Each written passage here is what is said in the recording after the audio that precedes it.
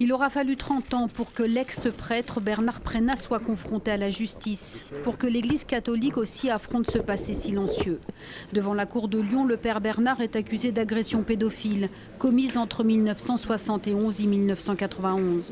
Ses victimes, de jeunes scouts, alors âgés de 7 à 15 ans. Et dès le premier jour du procès, il révèle l'ampleur de ses crimes.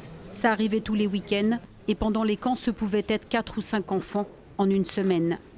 10 victimes ont pu se constituer partie civile. Parmi elles, Pierre-Emmanuel Germain-Thiel, qui attend une condamnation à la hauteur des faits. Vous attendez une confrontation, vous attendez des mots du père Prénat?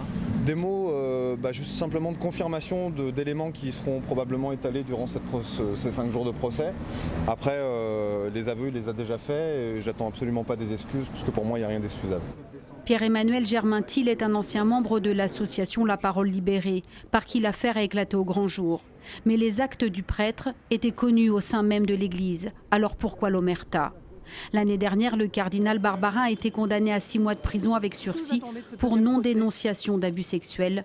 Le jugement est en appel. Aujourd'hui, les victimes de ce silence attendent des explications. Ils attendent enfin une condamnation de Bernard Prénat. Ils ont d'abord attendu pendant des années et des années une dénonciation de l'Église qui n'est jamais venue et on sait les conséquences que ça a eu. C'était l'affaire Barbarin. Ils ont réussi ensemble à avoir le courage de dénoncer celui qui en avait agressé des dizaines et des dizaines. Ils attendent aujourd'hui, ce dont toute victime a besoin, une reconnaissance sociale.